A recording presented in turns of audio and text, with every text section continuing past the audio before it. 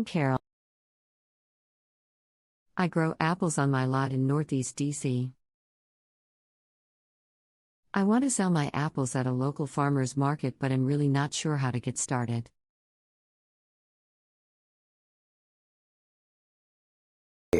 A number of the people who get into farming now have had no experience.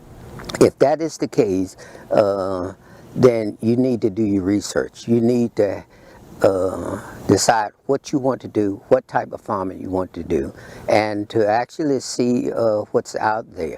Farming is not a way of life like it used to be. It's actually a business, and you're going to have to deal with it as a business. If it's a new person coming in into farming, I can go out, sit down, find out what they want to do, what crops they want to grow, what resources they actually have to work with, and sit down around the table and just write that down so that that farmer can take that information and make better decisions on what he wants to do.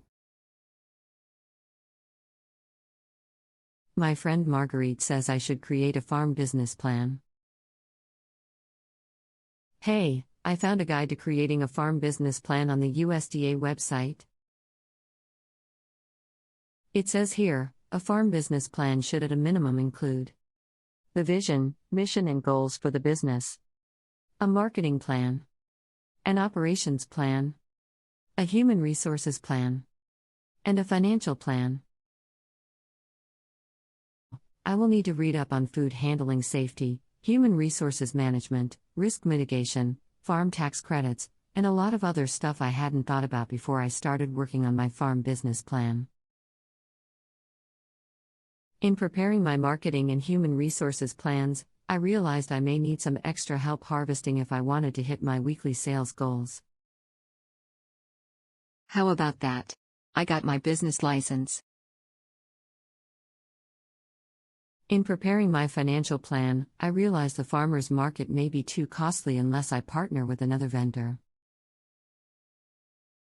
Farmer's market, here we come.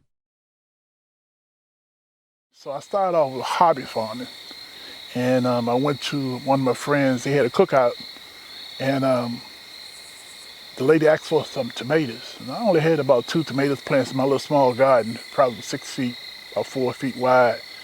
And I bought 2 large tomatoes over to his house. He told me I embarrassed him by bringing the large tomatoes. So we started hobby farming and competing against one another, and a lot of people, they like the product. They say it was a Class A product, so I decided to venture out and raise a larger garden. And I think when I first tried to market, I raised like an acre of collard greens. This whole field here was an acre.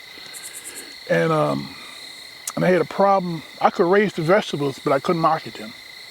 So I looked in the newspaper, and they would start talking about a field day at Virginia State, we are what you need. And I started attending the conferences. And I met some fantastic people and gave me some ideas. They told me how to do the arrangements. They showed me how to do the market. And look at me, everything just fell in place. The main advice is this: don't give up. I mean, things are going to break down. Things are not going to go as planned. Just write down and take note of what you did. Ask questions, ask questions, ask questions. I mean, I learned every day. And every conference I could go to, I attend. And I love new ideas and new ways of doing things. I try to work smarter, not harder. This is the second time at the farmer's market my apples didn't sell. My apples are just as good as the others being sold the market, but the other apple vendors sold a lot more than I did. I wonder why my apples aren't selling. Maybe I can get some technical assistance on how to improve my marketing strategy. I need someone to help me increase my sales. I'm also wondering if I should try to sell at venues other than the farmer's market. Let me view this video on marketing farm products. Maybe I can pick up some additional tips from this.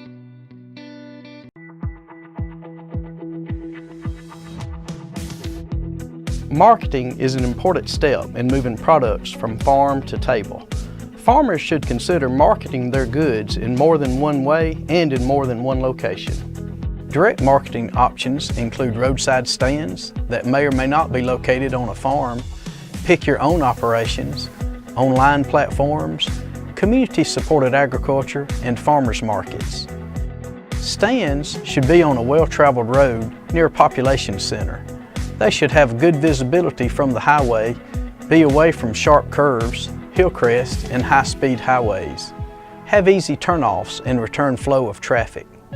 Provide plenty of parking space. Offer access to power and clean restroom facilities. A farm may not be the best location for sales.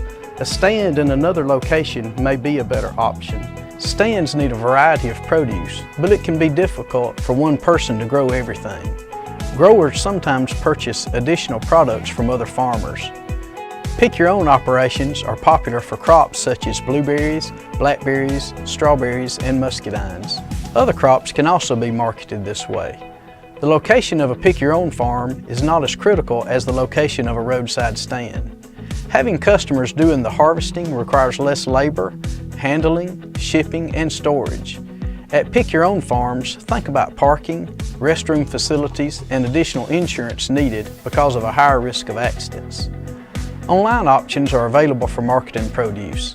Many farms have websites, electronic newsletters, text alerts, Instagram, Twitter, and Facebook pages. Many farmers post pictures of their harvested crop, and buyers contact them instantly. Community-supported agriculture is a marketing option where customers pay money before the crops are planted and then receive produce during the season. Farmers refer to this as purchasing a share, and a customer could purchase half shares or multiple shares depending on the amount of produce needed. These shares are picked up at the farm or another convenient location once a week. A farmer's market has several advantages. The location is usually in a high-traffic area. It provides small farms with a sales outlet. It is a great way to advertise farm products that ripen at other times of the year. The disadvantages of a farmer's market include time and travel away from the farm and consumers who purchase in small quantities. Before participating at a farmer's market, contact the market manager. Request information on rules for a particular market, times, location, days open, fee, and items allowed to be sold. Those were some great tips, but I still may need to talk to someone. I know USDA's website is chock full of information, so I'll check there. Maybe the site can lead me to someone in the local area who can assist me one-on-one. Aha! Look what I found.